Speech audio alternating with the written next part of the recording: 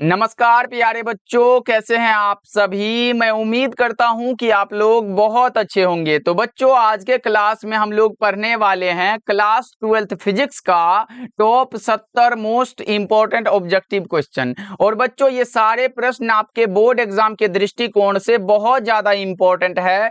तो आज के क्लास को बिल्कुल ध्यान से देखिएगा और इस क्लास में दिए जाने वाले सभी प्रश्नों को आप लोग अच्छे से याद भी करते चलिएगा, क्योंकि इस प्रकार के प्रश्नों के आपके बोर्ड एग्जाम में पूछे जाने के चांसेस बहुत ज्यादा होते हैं। ओके जी, चलिए फिर क्लास को स्टार्ट करते हैं। आप लोग भी हमारे साथ आंसर को चैट सेक्शन में लगाते चलिएगा। लास्ट में बताइएगा इस 70 ऑब्जेक्टिव में आप लोग सही कितना कर पाते हो। ओके, चलिए फिर क्लास को स्टार्ट करते हैं। पहला नंबर सवाल आपके सामने है, तो सभी बच्चे आंसर लगाते चलिएगा। देखिए, पहला नंबर सवाल है, पानी का परावैद्युत स्थिरांक होता है। कई बार एग्जाम में पूछा गया है, इसीलिए हमने इस प्रश्न को रखा है। बताओ पानी का परावैद्युत स्थिरांक कितना होता है? तो आप बता के चलोगे सर 80 होता है। ऑप्शन नंबर ए बिल्कुल करेक्ट हो जाएगा। इसी प्रकार से आपसे वायु का पूछ सकता है, तो वायु का कितना होता है? 1.00059 होता है। ये बात भी आप ध्यान में रखना।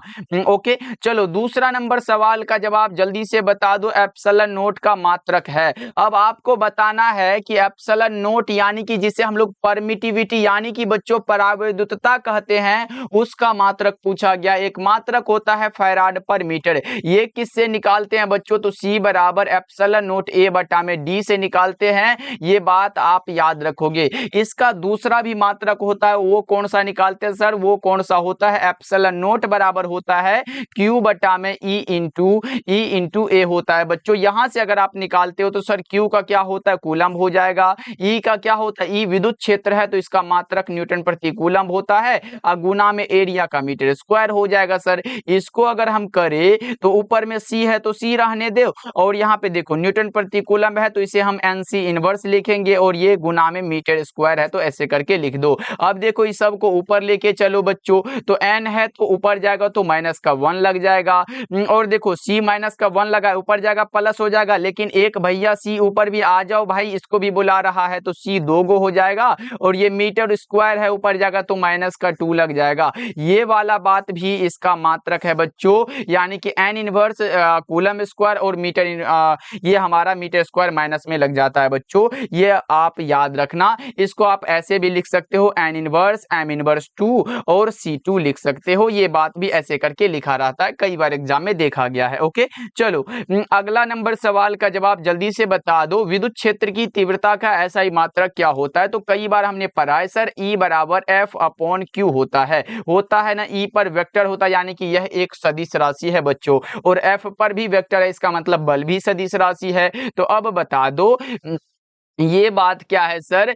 फोर्स का हम न्यूटन निकालते हैं और ये चार्ज का कूलम निकालते हैं, यानी कि न्यूटन प्रति कूलम इसका मात्रक हो जाएगा। यानी कि आप बता के चलते हो सर, ऑप्शन नंबर बी बिल्कुल करेक्ट हो जाएगा। और ई का दूसरा मात्रक क्या होता है? वोल्ट बट्टा में मीटर बच्चों, ये भी उसी का दूसरा मात्रक है। ये भी बात आप ध्यान में रख के चलते हो। चलो अगला नंबर सवाल का जवाब बताओ। विद्युत फ्लक्स का ऐसा ही मात्रक क्या होता है? बहुत बार पूछा गया है, आप बताओगे क्या? बता के चलते हो फाई ई बराबर, क्योंकि सर विद्युत लगा हुआ है ना, तो ई लगाना पड़ेगा, और इसका फॉर्मूला होता है ई इंटू ए लगाओ या फिर ई इंटू डी ए होता है। अब देखो ई का मात्रक जस्ट हमने बताया न्यूटन प्रति कूलम होता है, और गुना में एरिया का मीटर स्क्वायर होता है, तो इसका मात्रक न्यूटन प्रति कूलम मीटर स्क्वायर हो जाएगा। अब देख लो कौन से ऑप्शन में दिया गया है। अच्छा सर दूसरा मात्रक भी होता है क्या? ई का दूसरा मात्रक है ना वोल्ट बट्टा में मीटर, गुना में एरिया का मीटर स्क्वायर, मीटर से मीटर उड़ा दो, बचा कौन सा सर? Volt into metre.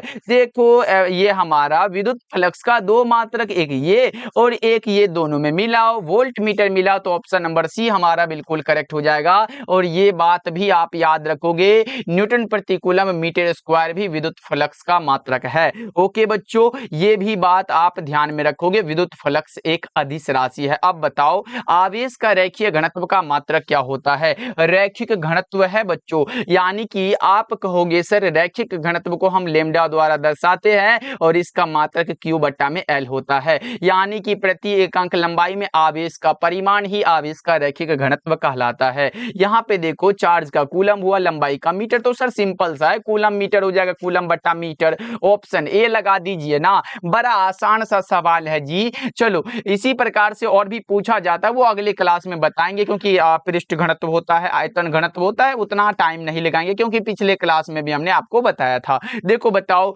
विद्युत क्षेत्र रेखाओं से किसकी जानकारी प्राप्त होती है? VVI है, क्योंकि क्वेश्चन बैंक वाला सवाल है। क्षेत्र की शक्ति, दिशा, आवेश की प्रकृति, इनमें से सभी। आपका correct answer option number D हो जाएगा बच्चों। यहाँ पे देखो ना, यहाँ पे इंग्लिश मीडियम वाले बच्चे भी पढ़ सकते हैं। ओके, तो ये बात आप ध्यान रखोगे। चलो अगला नंबर सवाल का जवाब बताओ। कूलम्ब बल कैसा बल है? कूलम्ब बल केंद्रीय बल और विद्युत बल दोनों है। ए और बी दोनों करेक्ट हो जाएगा हमारा ऑप्शन। 7 नंबर सवाल का जवाब आप लगा के चलोगे सर ऑप्शन नंबर सी हमारा बिल्कुल करेक्ट हो जाएगा। ओके चलो अगला नंबर सवाल जल्दी से बता के चलो। विद्युत विभव बराबर क्या होता है? ये तो बड़ा आसान सा सवाल है। विद्युत विभव का मात्रक वोल्ट होता है, V बराबर W/Q फॉर्मूला है। इसका मात्रक भी सर कार्य का जूल हुआ, ये चार्ज का कूलम हुआ, यानी कि इसका मात्रक भी तो आपने निकाल दिया, जूल बट्टा कूलम। एक चीज और पूछता है कि 1 वोल्ट बराबर कितना जूल पर कूलम, तो 1 जूल पर कूलम, ये भी बात आप याद रखना। ऐसे हमारा फॉर्मूला तो यही निकल गया, W/Q। कौन सा ऑप्शन है सर? ऑप्शन बी सही है। विद्युत विभव कौन सी राशि है सर? यह एक अदिश राशि है। विद्युत विभव कौन सी राशि है भाई? अदिश राशि है। ये बात भी ध्यान में रखना, पूछ देगा एग्जाम में विद्युत विभव कौन सी राशि है, आप बताओगे गलत कर दोगे सदिश लगा के, इसीलिए ये बात याद रखो अदिश राशि है। इसी प्रकार से विद्युत धारा पूछेगा, धारा भी कौन सी राशि है? धारा भी अदिश राशि है। ये हमारा सर आवेश कौन सी राशि है? तो आवेश भी क्या है? वे भी अदिश राशि है। ओके, तो ये भी बात आप याद रखते हो। चलो आगे बढ़ते हैं। 9 नंबर सवाल का जवाब बताओ। आवेशित खोखले गोलाकार चालक के केंद्र पर हमने क्या बताया था? ई शून्य होता है, यानी कि विद्युत क्षेत्र शून्य होता है। और भी क्या होता है? भी समान होता है, समान रूप से वर्तमान होता है,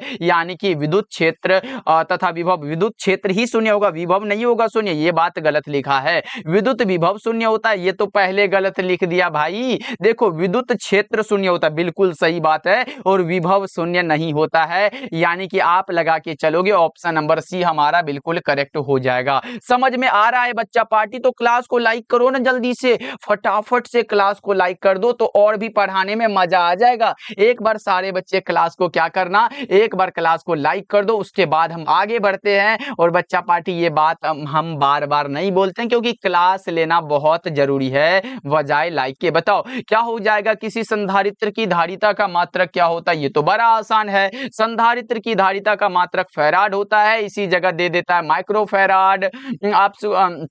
आपको फंसाने के लिए पिको फैराड, क्योंकि फैराड एक बड़ा मात्रक है धारिता का, इसलिए हम उपयोग में माइक्रो फैराड और पिको फैराड का यूज करते हैं। तो घबराना नहीं है, माइक्रो फैराड और पिको फैराड दोनों ही संधारित्र की धारिता का मात्रक है। एक फॉर्मूला हमने बताया था, C बराबर एप्सिलॉन नॉट A बटा में D। ये फॉर्मूला कई बार एग्जाम में आया है, ये बात आप याद रखोगे। C समानुपाती R होता है, तो C बराबर 4 पाई एप्सिलॉन नॉट, यहाँ पे बात याद रखना, ये भी एग्जाम में आया है। 4 पाई एप्सिलॉन नॉट इंटू में R, क्योंकि ये भी संधारित्र की धारिता वाला है बच्चों। ओके, त्रिज्या के समानुपाती वाला। चलो नेक्स्ट बता दो आप लोग। 11 नंबर सवाल है। संधारित्रों के समांतर संयोजन में जो राशि प्रत्येक संधारित्र के लिए क्या होती है? समान रहती है, वो कौन सा विभवांतर है? विभवांतर का मात्रक क्या होता है सर? वोल्ट होता है। विभवांतर का मात्रक वोल्ट होता है। इसी प्रकार से ऊर्जा का मात्रक इलेक्ट्रॉन वोल्ट या फिर किलोवाट घंटा में हम मापते हैं, तो ये भी बात आप याद रखना। धारिता का मात्रक हमने बता के चला कि फैराड होता है।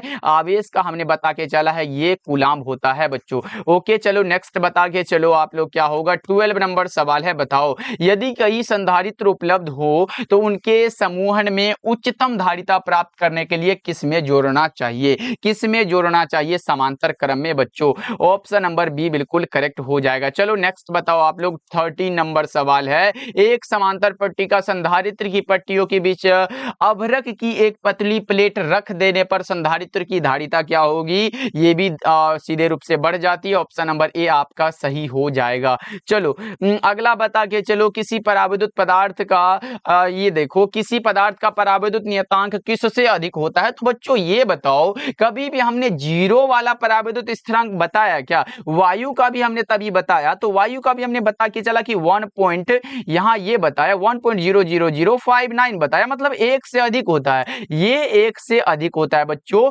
ऑप्शन नंबर सी बिल्कुल करेक्ट हो जाएगा, 1 से कम कभी नहीं हुआ है। ओके, चलो अगला नंबर सवाल, जिस प्रकार धातु का पूछे, धातु का अनंत होता है। देखो पराविद्युत सामर्थ्य यहां पे है, पराविद्युत सामर्थ्य का ऐसा मात्रक क्या होगा? अब बच्चा पार्टी पूछेंगे सर कभी कभी वो पराविद्युत स्थिरांक होता है, कभी कभी पराविद्युत सामर्थ्य होता है। देखो पराविद्युत स्थिरांक अलग है और ये पराविद्युत सामर्थ्य अलग है। इसी प्रकार से हमने क्या बताया अभी, वायु का कितना बताया था? 1.00059, ये क्या बताया था? ये पराविद्युत स्थिरांक है। इसी प्रकार से वायु का अगर पराविद्युत सामर्थ्य पूछे ना बच्चा, तो 3.6 होता है, यानी कि 3 गुणा, यहाँ पे याद रखना, क्या याद रखोगे? 3 गुणा 10 पावर 6 होता है, ये भी बात आप याद रखोगे। अब पूछोगे सर यहाँ पे ऐसा ही मात्रक पूछा है, इसका मात्रक वोल्ट बटा मीटर होता है, इसको हम ऐसे करके लिख सकते हैं। आप बता के चलोगे, ऑप्शन नंबर सी हमारा बिल्कुल करेक्ट है। अगर वायु का पराविद्युत सामर्थ्य पूछे ये लगाओगे, स्थिरांक पूछे आप ये लगा के आओगे। सही आ रहा है बच्चों, क्योंकि इंपॉर्टेंट है। बताओ निम्नलिखित में कौन सदिश राशि है? बड़ा आसान सा सवाल है, बड़ा आसान है, विद्युत आवेश नहीं, ये देखो सदिश राशि है, तो ये हमारा विद्युत द्विध्रुव आघूर्ण सदिश राशि है। इसी प्रकार से हमारा सर विद्युत क्षेत्र भी सदिश राशि है, ये बात आप याद रखना। विद्युत क्षेत्र बच्चों, क्योंकि हम विद्युत क्षेत्र को ई द्वारा दर्शाते हैं, इसी प्रकार से द्विध्रुव आघूर्ण को हम लोग पी द्वारा दर्शाते हैं, तो ये बात आप याद रख के चलोगे, क्योंकि इंपॉर्टेंट है। और ये सारे के सारे क्या है, ये देख रहे हैं भाई, हम अदिश है इधर देखो, लेकिन देखना नहीं है, क्योंकि अदिश वाले भैया को नहीं देखना है, क्योंकि हमसे सदिश पूछा है ना जी। बताओ 1 ओम बराबर क्या होता है? आर बराबर क्या पढ़ते आ रहे हो? भी बट्टा में आई पढ़ते आ रहे हो कि नहीं? बताओ, यहां से करते हो तो आर का मात्रक क्या होता है सर? ओम होता है। आर का मात्रक क्या होता है? ओम होता है। और ये देखो भी है तो भी लिख दो, आई को ऊपर कर दो, तो हम आई को सर ऊपर कर दिए और इसमें इनवर्स लगा दिए। अब देखो भी है तो ये आई मतलब धारा है, धारा का मात्रक एम्पियर है, और भी ए इनवर्स है, यानी कि 1 ओम बराबर 1 भी ए इनवर्स, 1 भी ए इनवर्स। ये वाला बात आपसे पूछ लिया, 1 भी A inverse. Option number C आपका बिल्कुल करेक्ट हो जाएगा। क्या बच्चों समझ में आ रहा है? तो एक बार क्लास को लाइक कर दो ना जी सारे बच्चे। चलो आगे बढ़ते हैं। ये बताते चलना मजा आ रहा है कि नहीं बच्चों, क्योंकि यही है जो आपको पढ़ने में एकदम मजा दिलाएगा, और ये फील नहीं होगा कि कब क्लास खत्म हो गया। बताओ किरचॉफ का बिंदु नियम, बिंदु नियम कहने का अर्थ है कि पहला नियम। बिंदु नियम बच्चों ये किसका पालन करता है? पहला नियम आवेश संरक्षण के सिद्धांत पर है। इसी प्रकार से दूसरा नियम ऊर्जा संरक्षण, यानी कि आपका सही आंसर ऑप्शन नंबर बी हो जाएगा बच्चों। चलो